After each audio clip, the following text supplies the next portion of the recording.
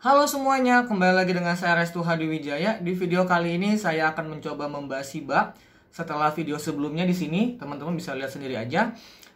Itu ngebahas tentang NFT terutama dan kenapa harga bisa naik. Dan sekarang saya coba bahas Shiba lagi ketika harganya mulai koreksi. Oke? Tapi seperti biasa, ingin saya tekankan dulu bahwa ini bukan video saran investasi, oke? Ini bukan video ajakan untuk membeli suatu cryptocurrency. Teman-teman harus dior, harus mandiri, karena PNL atau profit and loss teman-teman itu tanggung jawab teman-teman sendiri. Video ini hanya untuk seperti berbagi saya aja tentang apa yang saya lakukan di dunia cryptocurrency. Dan terakhir, jangan langsung percaya kepada video ini, karena kenapa? Karena saya juga belum tentu benar. Oke, kita nggak perlu lagi basa-basi, kita bahas Shiba Inu sekarang.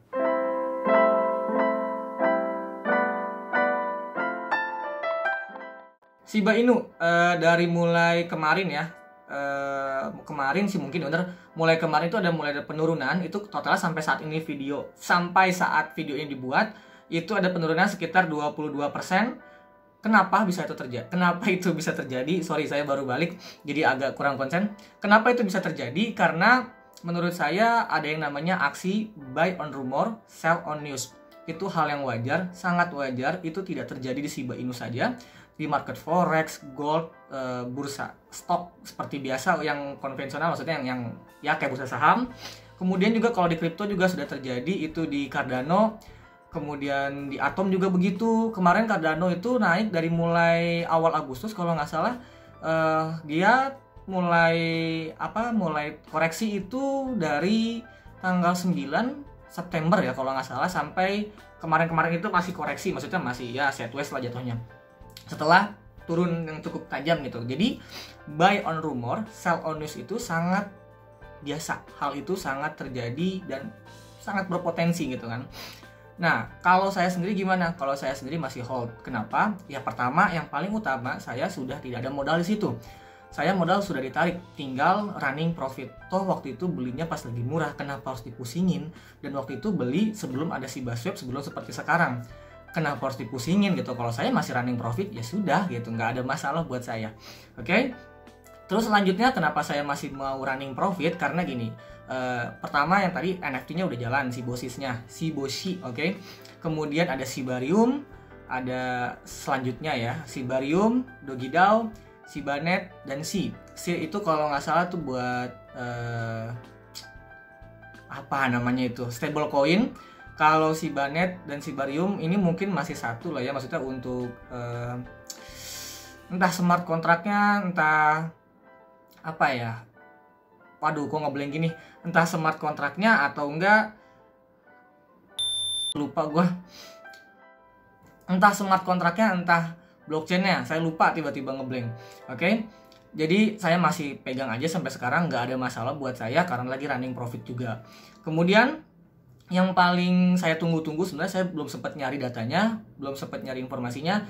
Saya penasaran sih sebenarnya, Shiboshi itu udah ngeburn berapa, mereka udah ganti nama berapa, banyak orang yang ganti nama NFT-nya dan kemudian sudah burn berapa. Untuk teman-teman yang udah tahu, tolong tulis di kolom komentar aja, biar saya juga bisa tahu, karena saya juga kebetulan belum mencari datanya.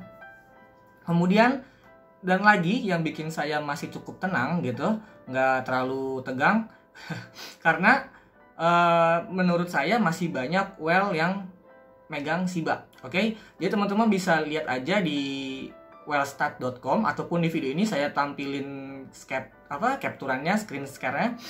Itu masih cukup banyak whale yang pegang Shiba walaupun juga banyak yang jual. Salah satu contoh yang saya ingin highlight gitu, ada si Light. Dia masih pegang sekitar 24 triliun Shiba.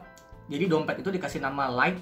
Kemudian dia masih pegang sekitar 24 triliun Shiba. Itu kalau di dolarin sekitar 593 juta dolaran. Oke? Dan kalau dirupiahin itu sekitar 8 triliun. Dan dompet itu, wallet aktif. Teman-teman bisa cek sendiri websitenya, nanti saya tulis di kolom komen, di kolom deskripsi. Kemudian masih ada Bilbo, itu sekitar 4 triliun Shiba dia masih pegang. Itu masih sekitar kalau di dolarin itu 109 jutaan dolar. Kalau dirupiahin sekitar 1,5 triliun rupiah. Nah, kenapa saya sampai ke sana berpikirnya? jujur aja kalau saya berpikir mereka-mereka yang punya uang ini bukan orang-orang bego gitu. Menurut saya ya, menurut saya. Kalau saya beli Shiba nggak sebanyak itu, gila. Saya beli, ya elah berapa sih? Restu bisa beli berapa gitu, nggak bisa beli banyak gitu kan. Sedangkan mereka yang berani beli ngurin duit sampai ratusan juta dolar, kok masih stay? Si like itu masih minus, malah sekarang kalau ketika videonya dibuat lagi minus ya karena Shibanya. Kok mereka berani gitu? Nah, saya justru deg-degannya kalau mereka nanti udah cabut dari Shiba. Nah, itu penasaran saya. Kalau mereka udah cabut, ya mungkin saya harus berpikir ulang. Karena saya bukan tipe orang yang menjadikan cryptocurrency sebagai ideologi atau jadi supporternya gitu, jadi fansnya, enggak. Selama menurut saya itu bisa cuan, saya pegang, saya beli, udah selesai. Tapi selama itu menurut saya tidak bisa lagi bergerak atau sudah tidak bisa cuan, ya udah saya jual. Kalau harus cut loss, nggak ada masalah buat saya. Itu prinsip saya. Apa saya tipe yang bandermologi? Mungkin saya bisa dibilang begitu. Jadi menurut saya sebagus apapun technical analysisnya, selalu ada dua kemungkinan. Kalau nggak naik, turun. Oke? Mau chartnya misalkan kita bikin analisis, oh ini seharusnya naik nih karena dia sudah menembus resisten misalnya. Terus dia patternnya lagi bagus. Tapi kalau bandarnya mau cabut, mau turun, mau jual, mau buang, ya udah harga bakal turun. Nggak peduli chartnya sebagus apa, sebusuk apa fundamentalnya, ketika bandar pengen turun, pengen cabut, dicabut, harganya jeblok. Nah, jadi saya akan khawatir ketika para whale itu cabut keluar ataupun jual ya. Tadi yang saya sebutin, teman-teman bisa buka aja whale stat itu. Dan perlu teman-teman ketahui, saya nggak bisa ngejelasin semua tentang bandar-bandar itu di sini, di video ini. Karena kenapa? Karena di whale stat disinyalir ada 94 wallet milik para whale, para big guys yang punya duit gede itu megang Shiba. Jadi ada cukup banyak, totalnya sekitar ada 94. Teman-teman bisa cari sendiri, nanti linknya saya tulis di kolom deskripsi. Kemudian apalagi ya kira-kira ya. Nah, karena ada whale stat itu, dia tuh ada di Twitter dan juga ada di website, kita bisa tracking aktivitas mereka, aktivitas jual beli mereka. Mungkin kita agak skeptis ketika wallet itu hanya terisi Shiba, tapi banyak juga wallet lain yang megang Shiba cukup besar jumlahnya, itu juga megang token lain dan dia aktif memperjualbelikan. Artinya itu bukan wallet mati gitu kan. Teman-teman bisa ikutin mereka. Kalau saya pikir sih kita sampai kapanpun para pelaku retail itu nggak bisa naikin atau turunin harga. Karena yang kita beli itu pasti di bawah harga mereka. Maksudnya di bawah modal mereka. Kita nggak bisa naikin harga, apalagi kalau kripto, katakanlah Shiba itu tuh sudah mendunia bro. Jadi semua orang bisa beli dan ini tergantung siapa yang punya duit aja gitu. Kita tuh kalau misalkan kata Koryo, kalau misalkan ada nonton channelnya, kita tuh cuman plankton, dan saya setuju itu. Jadi jangan berharap ketika kita beli atau kita ngajakin teman-teman kita beli, harga akan naik. Itu bullshit. Itu tergantung para whale itu. Gitu aja kalau buat saya, simple ya. Terus apalagi ya? Kalau tadi para paus udah mulai keluar, saya baru mulai berpikir ulang gitu. Apakah saya harus keluar juga atau gimana? Nah itu gimana nantilah. Terus nah ini penting buat teman-teman yang hold, tetap tenang. Kalau mau hold, kalau mau jual aja, nggak ada masalah gitu. Nggak usah terlalu mikirin apa kata orang, terutama mikirin misalnya ada orang yang pamerin TP, berapa sih yang di TP gitu kan, berapa banyak sih emangnya gitu sampai mereka pamerin kayak gitu. Atau enggak marah sama teman-teman yang scalping. Nggak usah marah, nggak usah bete. Saya juga sering lihat di grup-grup itu kan, di grup Telegram maupun WhatsApp, itu langsung bete kalau ada yang pamer scalping, ada yang pamer TP ataupun CL. Slow aja, tenang aja, dan hargai mereka. Setiap orang itu punya kebutuhan masing-masing. Oke? Kita nggak bisa melarang orang untuk jangan scalping dong. Itu bodoh, kita nggak bisa kayak begitu. Begitu pula kita yang scalping, misalnya kita yang trading, lu jangan hold karena ini bakal begini, bakal begitu. Nggak bisa begitu bro. Setiap orang pasti punya target price masing-masing dan punya perencanaan masing-masing. Kita cukup menghargai aja setiap perbedaan itu. Jangan sampai kayak saya temuin di beberapa grup, ketika ada yang bahas chart, itu langsung di-kick.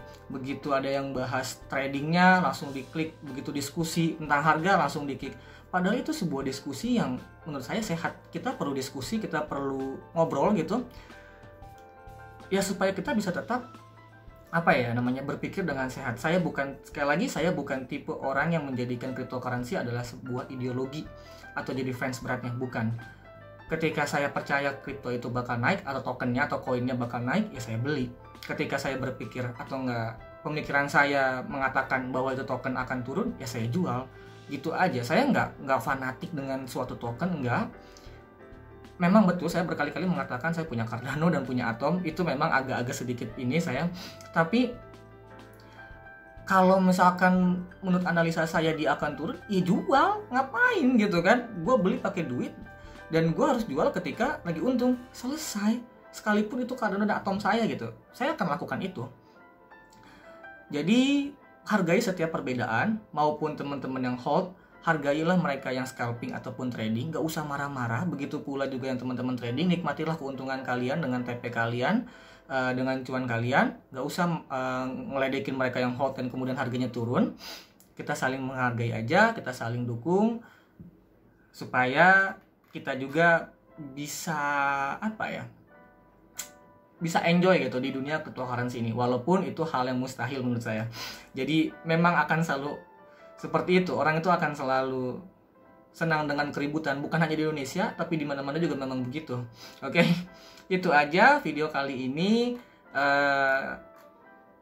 Video tentang Shiba ketika sudah launching NFT-nya. Saya nggak mau ngebahas NFT-nya seperti apa, bagaimana, dan lain sebagainya. Saya rasa banyak YouTuber lain yang bahas. Kalau saya sih pengen ngejelasin versi saya aja, pemikiran saya. Semoga kita bisa tetap rukun dan saling menghargai, terutama di kolom komentar. Oke? Semoga kita bisa tetap sehat, dan semoga kita ke depan lebih gampang cuan. Salam dari saya, Restu Hadi Wijaya.